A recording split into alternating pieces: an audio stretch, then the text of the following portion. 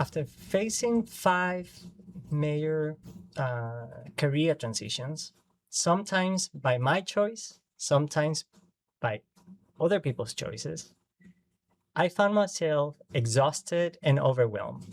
And that happened every time after each professional transition. But by focusing on my strength and also on how I articulate my value, I found many different ways and opportunities that I never expected. That experience shaped my passion, my passion to get professionals and businesses to articulate their value and for them to unlock their professional potential. I am Carlos Paez. I am a communication strategist, and also I am a coach helping people on the job search support.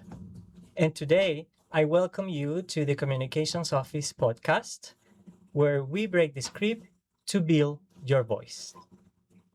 Through the Communications Office and the Miami Job Search Support Group, I guide people and businesses to build their voice and also for them to articulate their value with the right strategies and with confidence, and more importantly, with clarity.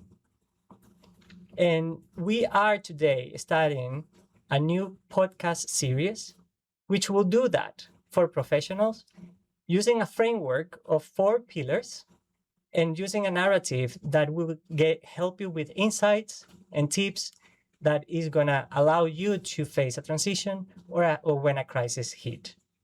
As we move forward, we are going to be using that framework, which is 4 pillars. Number 1 is the always ready stage, which is going to be talking about the things you need to know before a transition hits.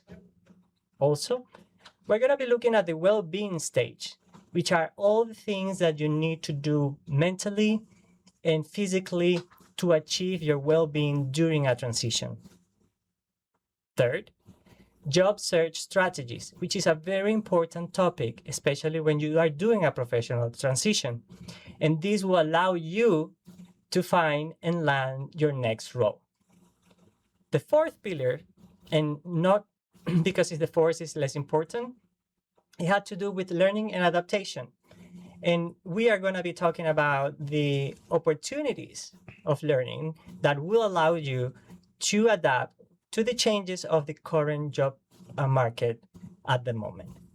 And to do that, we are having 2 guests, 2 friends, and 2 experts at their craft. We have Camilo Sandoval, and we also have Dennis. Welcome, guys. Thank you for joining me today. Thank you, Carlos. Happy to be here. Happy to be here as well.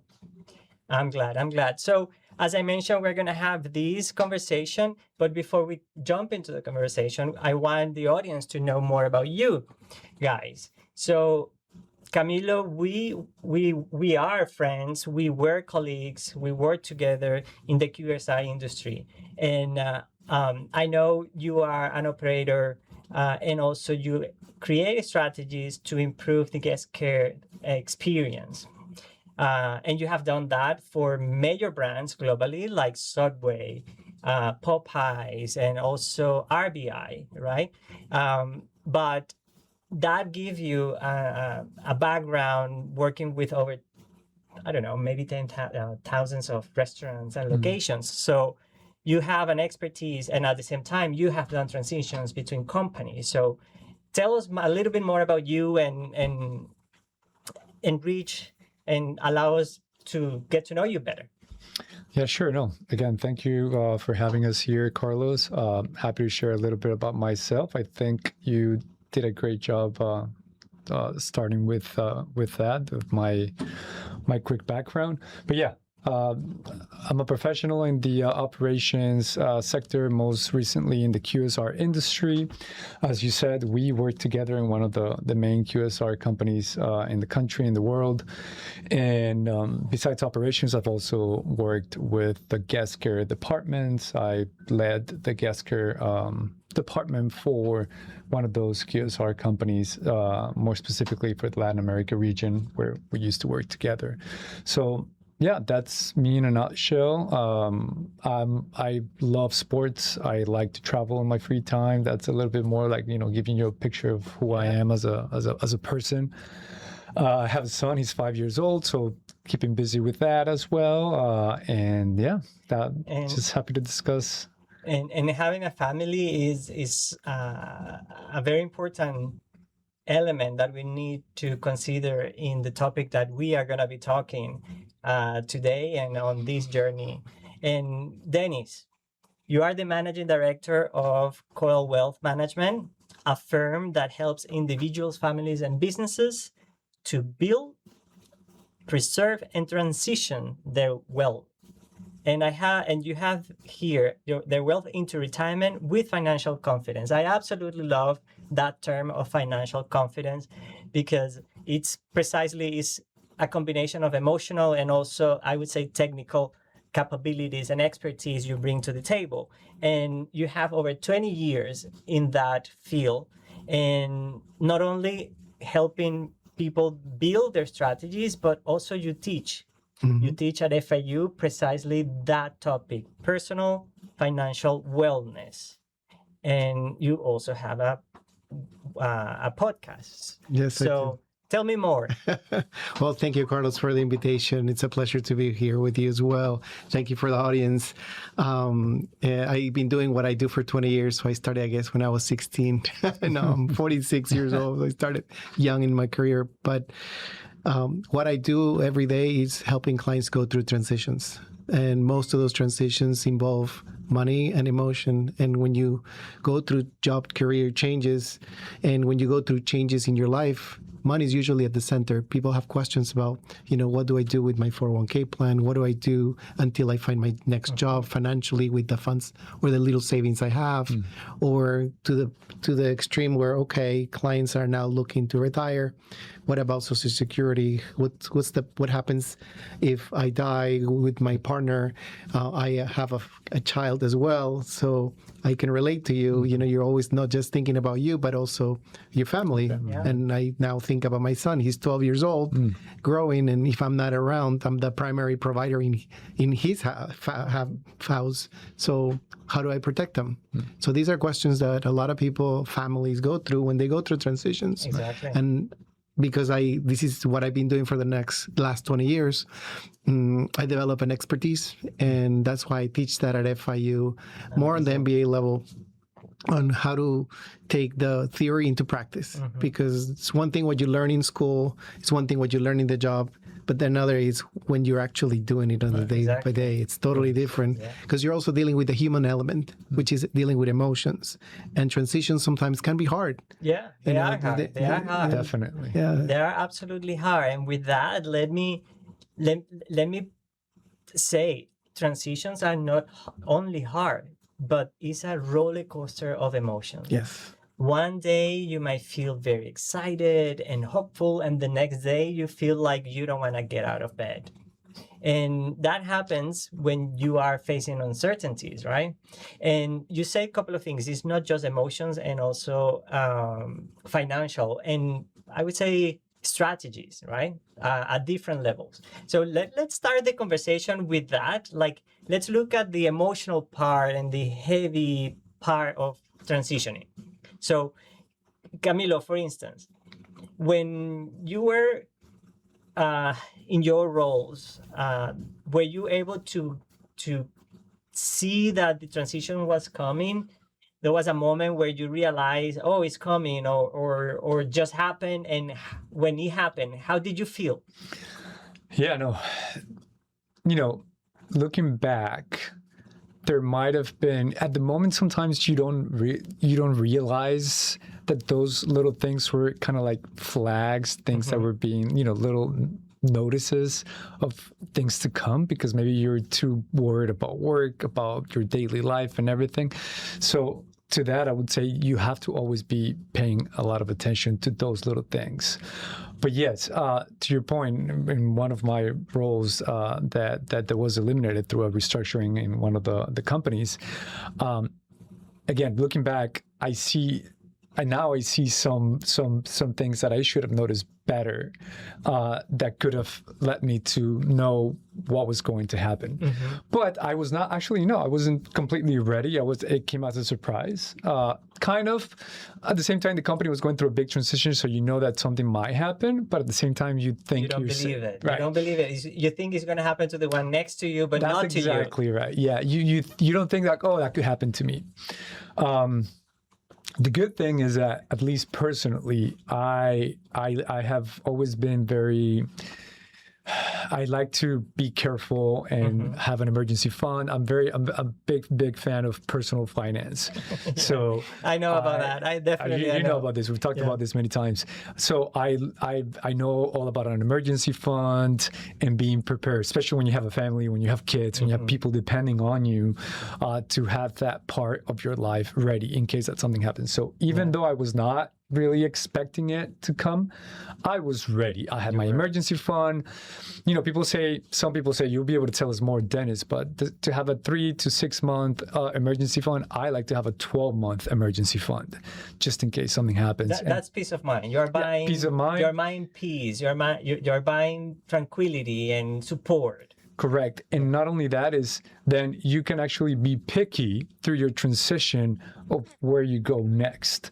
You know, it's not like I only have a 3-month emergency fund, so now I need to really find something quick. So the first thing that appears, I'm going to take it, you know, even if I don't like it. So. And as you were transitioning, how did that affect you emotionally? Yeah, no, definitely. It's always a blow. You know, you feel it physically too. It's like, you know, you feel like maybe you're not wanted, but that's not, you know, is not the right frame of mind to have, because as you know, especially in corporate America and the big companies, all these restructurings and layoffs are happening, as you know, even right now they're happening a lot. So, but at the same time, again, yes, you do feel it.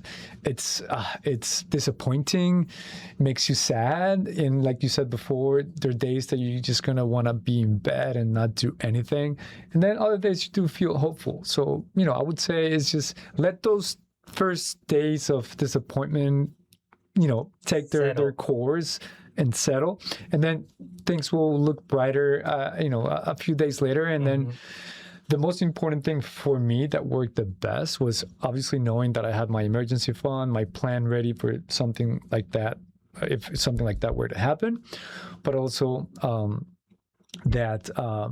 to create a routine again, right? Yeah.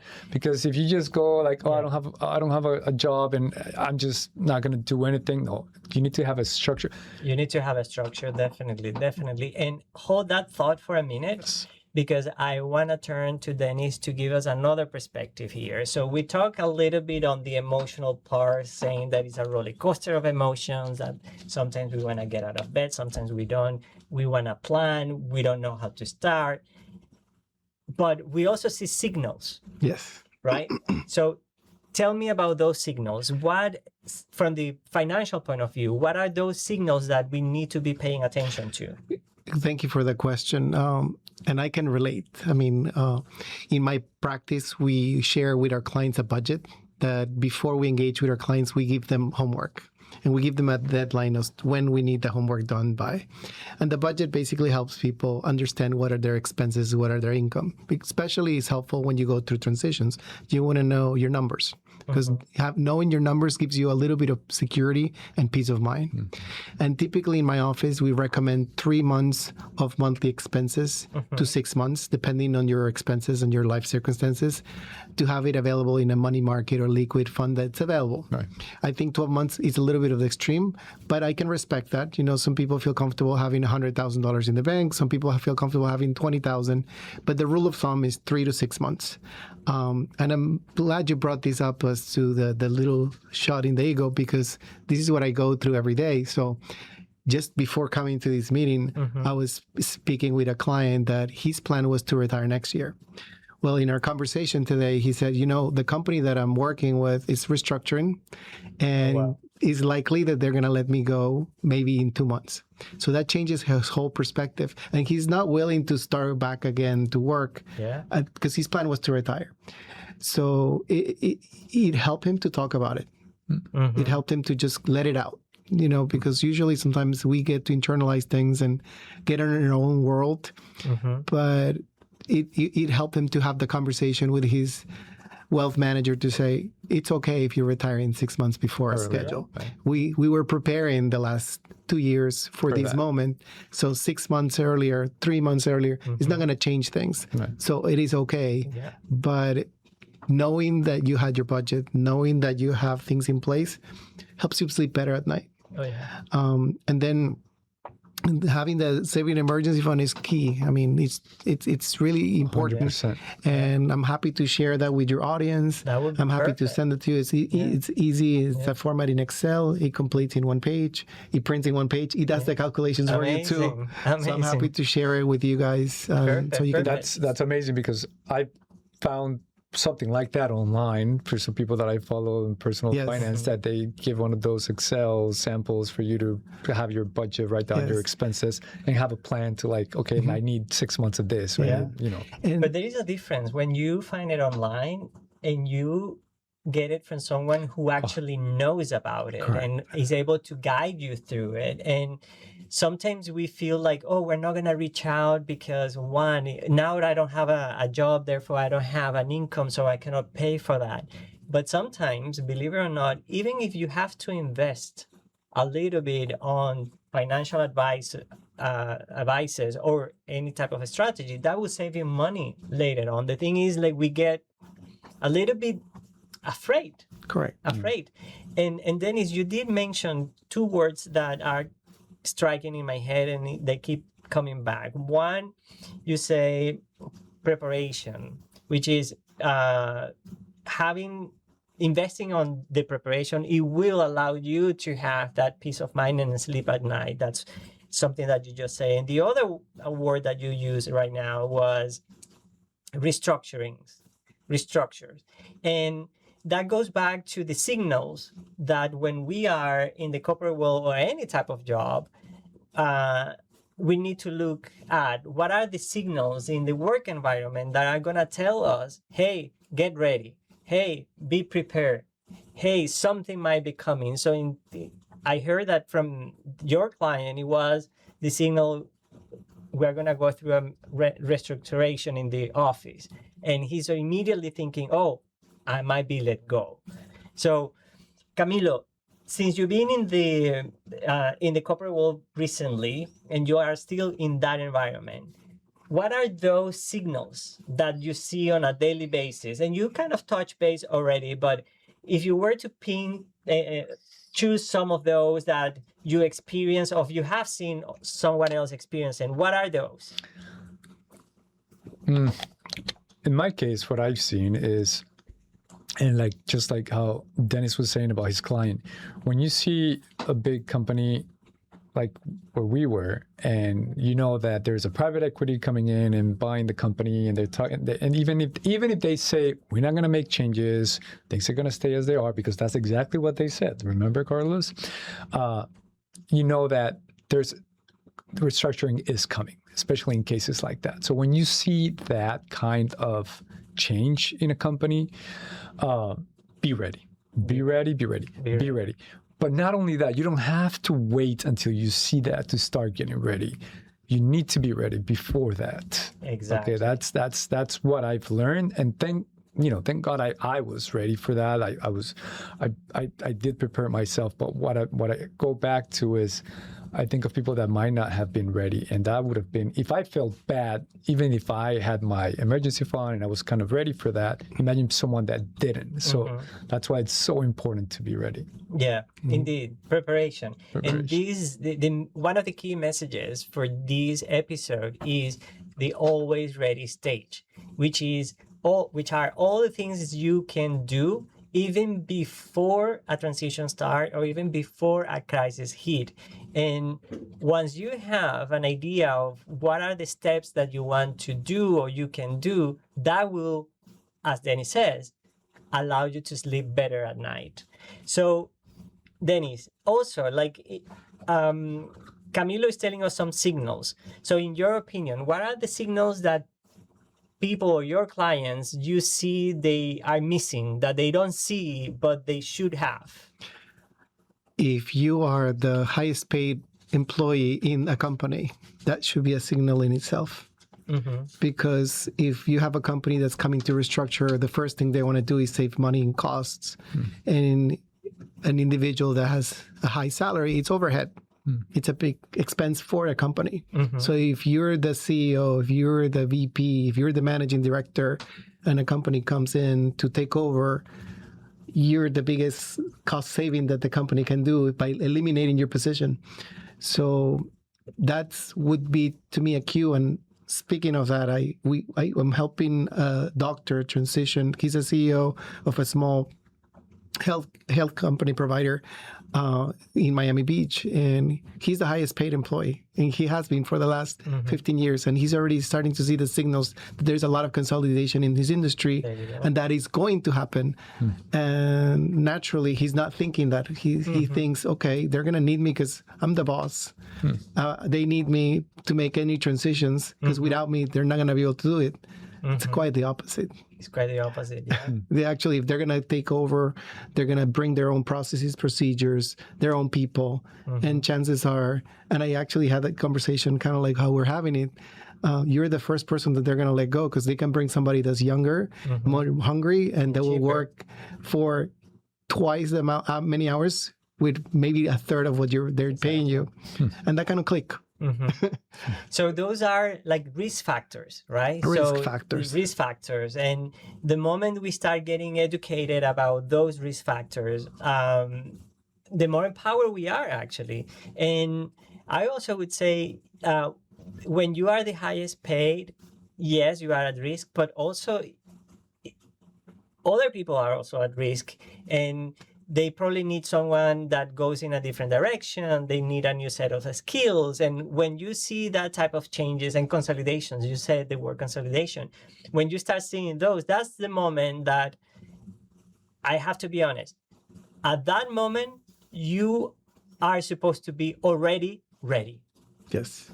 So you don't wait for those moments to start getting ready. At that moment, it's when you start activating your plan. But you already have a plan and you already have a support system. Don't you agree? I agree 1,000%. I mean, for example, in this case, this person is also planning to retire, but we have another client that can use this as an opportunity. You grew a company, you're getting paid as much as you can. There's no other place to go up other than taking over from the boss or the CEO, but you know you're not going to have the position, then maybe it's an opportunity for you to start looking for other opportunities elsewhere. Yeah. You're at the peak of your career. You still may have 10 more years to work. Use that to your strength. Yeah.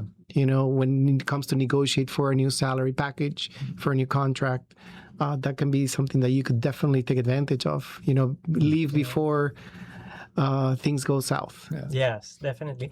You know, something that I've heard many times is like, oh, but I don't know how to do it. Oh, but having an emergency fund or a plan is too hard.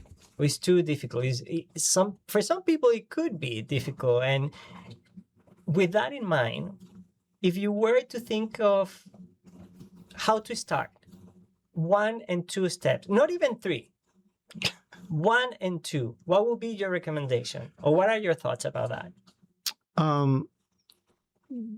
Besides the emergency saving fund, is to also look at your soft skills, building your skills, because we're living in a new world. Technology is here, the AI is here, and it's here to stay.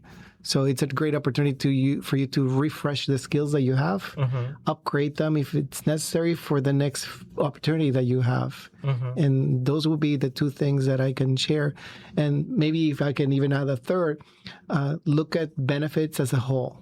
You know, sometimes when people are looking for opportunities in their next career, they're only looking and focused on their salary. Right. And the salary doesn't really show the big picture, because maybe where you are, you're getting more in benefits when you add your salary, any bonuses. Maybe you receive stocks, maybe you receive healthcare is paid, or maybe you get a phone. So you have to add all that in the equation. And Yes. we have clients that receive RSUs, stock restricted. And when you negotiate that in their next career or the next job opportunity, that has to be part of the equation, because you're going to leave that on the table the moment you're not working. Yeah. So these are things that we try to coach our clients to guide them for that next transition. Look at the benefits as a whole, not just focus on the salary of what you get paid, because there may be other things behind. Yeah, indeed. It's interesting, and the other, I would say, cool part of all this is like you can create the plan that works for you. There are some basics that you need to cover, but you have the flexibility as well to figure out what is the strategy, what is the platform that you can create for yourself, and all these things that you're mentioning. The more you do, the more robust. And I would say, like, I see it as an investment. I see it like you are investing today in the piece for tomorrow, kind of thing. And with that in mind, Camilo, from your point of view, what are some of the first steps, either on the emotional, practical skills that you would recommend a friend or someone who is transitioning to focus on to begin with? Yeah, like I mentioned before, and I think it's very important, so that's why I want to say it again, is to create a new routine, create a new, have structure in your life. Let's say you go through some kind of layoff or you lose your job, whatever happens. Find a way to create a new routine in your life, be it going to the gym, going to play a sport, seeing your family, spending a certain amount of hours of the day, the same hours, to apply to new jobs or to go to networking events. Create a routine in your life that will help you put order and just feel healthy. We are humans, so we are animals of habit. So we need to have those routines, and that will help a lot. And another thing that I would say is, I don't know how much of this you guys agree with, but it's something I like to call ABI, which is always be interviewing. Meaning, don't wait to be laid off. Don't wait to lose your job. Don't wait to be burnt out in your job or want to quit or whatever to start interviewing and applying. I would say, even if you're happy in your job, start looking at roles casually, roles where you would like to go next. Maybe it's a company. Maybe it's, maybe you now are a senior manager and you want to go to director level, or you're a director, you want to go to senior director. Start applying to those particular jobs that you are attracted to, that they appeal to you, and always be interviewing. If a recruiter say that again? Always be interviewing. Yes, that's a great approach. Yeah, if a recruiter reaches out on LinkedIn, you know how it happens, and they say, hey, we would like to talk to you about this role. Even if you're not really looking and you're sure that you're not going to leave your company at that moment, take the call and talk to them. Practice interviewing, because you don't know when you're going to have to do it again. For sure, right? So take the call, talk to them, explore. Well, actually, yes, you are going to do it again. Yeah. So you don't know when, but it's going to happen. Yes. So like nowadays, those unicorns that are able to work in the same company for 20 years, they are unicorns. Yeah. So you don't see them all the time. So most likely you are going to be transitioning. Most likely you are going to be having to practice your interviewing skills, your networking skills, your job search strategies. And that's why we are here today, because we are creating these platforms to help more people, including businesses, to do that when they have to transition. So with that in mind, one word that we've been using a lot today is emergency fund. And I kind of want to do an emergency fund reality check. And Dennis, when we first met, we were at a BNI chapter in Coral Gables. And the reason we connected was precisely because on your pitch, you mentioned the word emergency fund. And I gravitate towards that because to me, emergency funds, it doesn't make me feel on an emergency. It actually gives me peace. So I want to reiterate the importance of that, and how can someone who is not used to creating an emergency fund, they don't know and they find multiple excuses as of why they cannot do it. what is going to be their first step?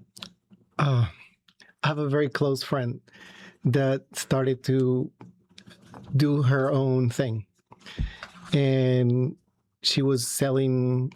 She was a car broker. She used to work for a car dealership, and then she built enough contacts that she said, "I could do this on my own."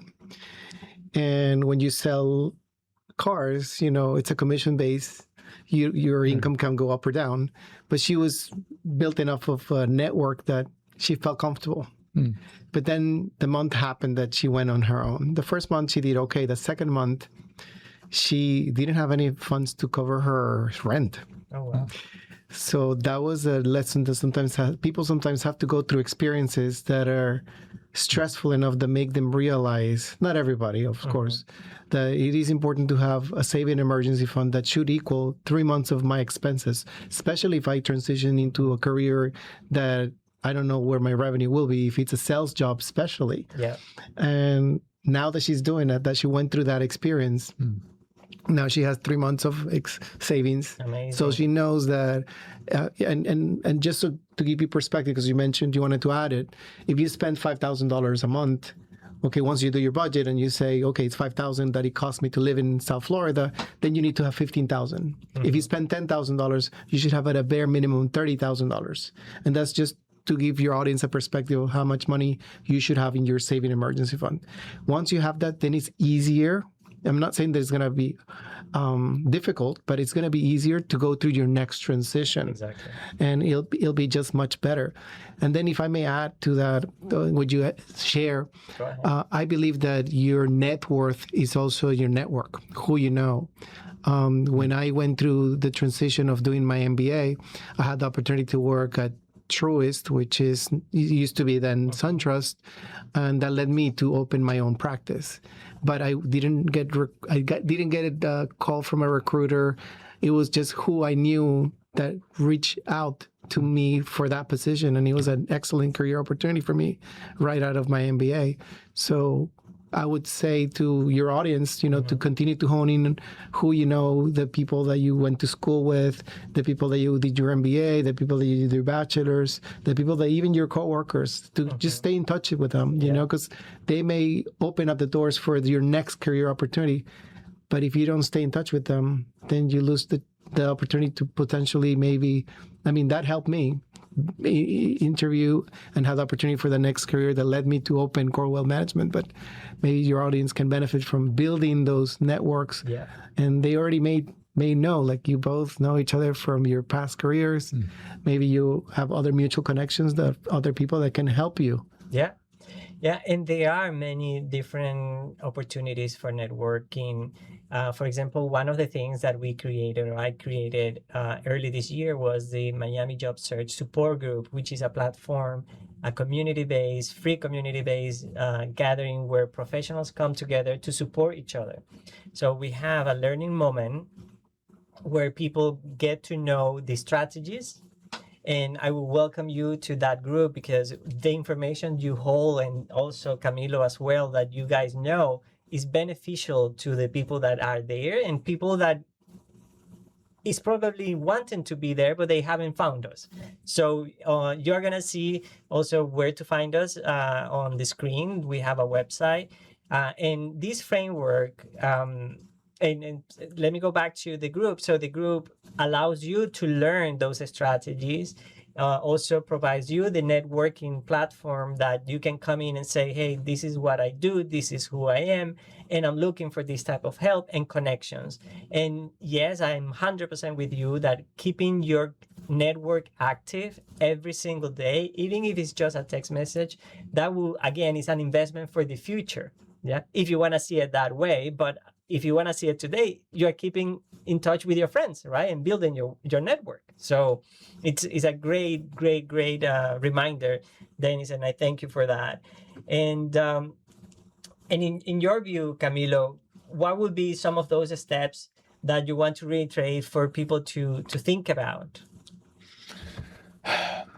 More specifically, kind of like, you mean to transition? Yes.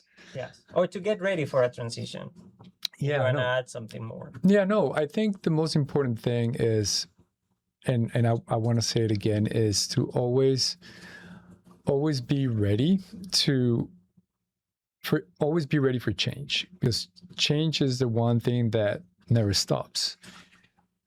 You could be in a company for 1 year, 2 years, 5 years, 6 years, but things will happen, things will change. It might be that you don't like working with that particular team anymore, or the new boss sucks and you just want to leave, and you want to find a change, then that's going to happen. And for you to have the emergency fund, or to always be interviewing and have that confidence that, hey, you know, I can just start looking for a job and start interviewing, and I feel ready for that.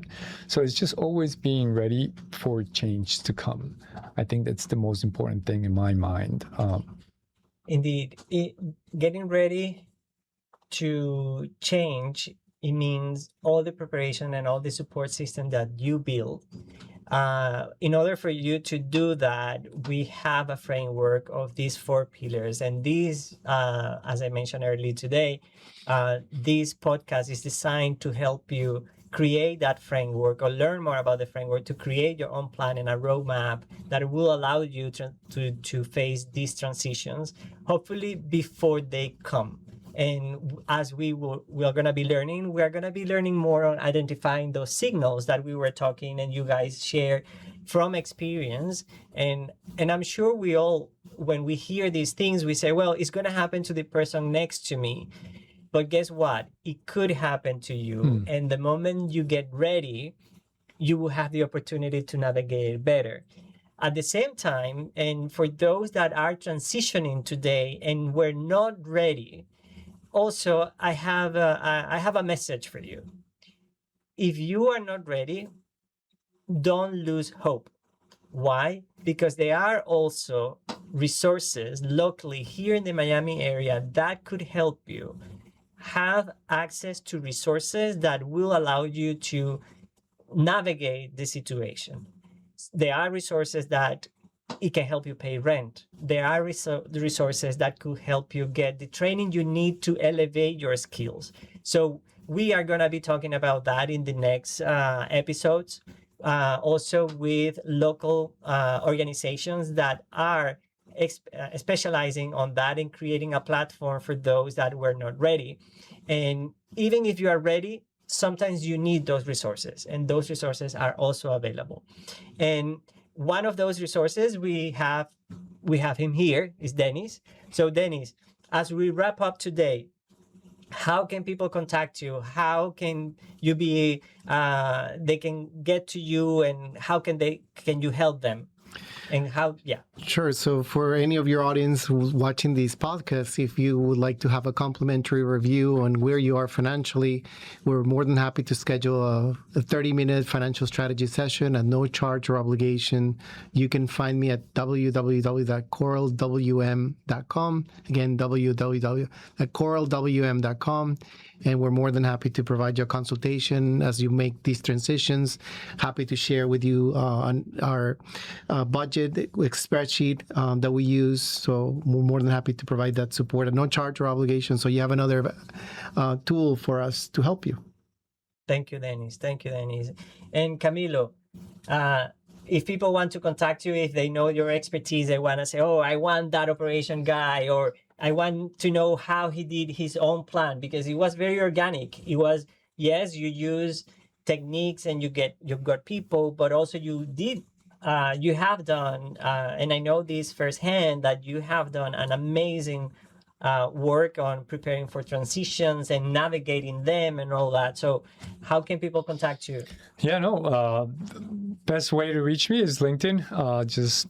We'll put the link here in the description of the video so you can have that directly. But yeah, LinkedIn will be the best way to connect professionally and start a conversation. Always happy to increase my network and meet more people in the industry or other industries where we can complement each other.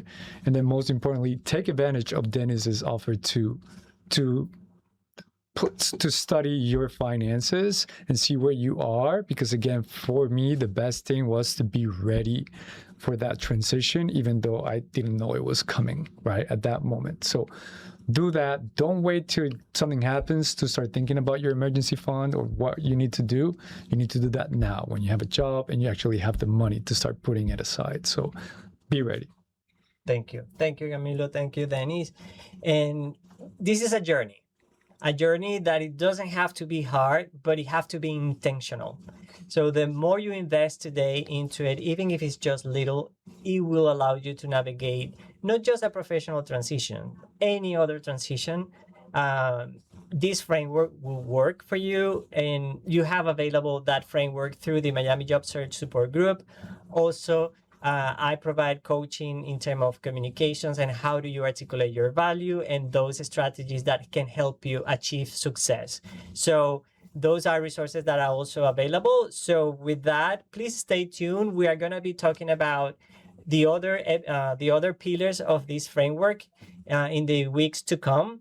And we would love to hear from you as well. If there are questions, if you want to know more about a particular topic in this arena, reach out to us. The information is online for you, and you have the different ways of communicating with us, and we are gonna for sure attend to your request. So with that, again, Dennis, Camilo, thank you so much. This is the beginning of an amazing journey, and we hope that we're gonna be able to reach out the community of Miami and beyond to empower more people so they can create value and communicate in amazing ways and align their best opportunities to succeed. So again, thank you so much. Thank you, Thank you. Carlos. Thank you very much. It was great. Thank you. Carlos, thank you. Thank you.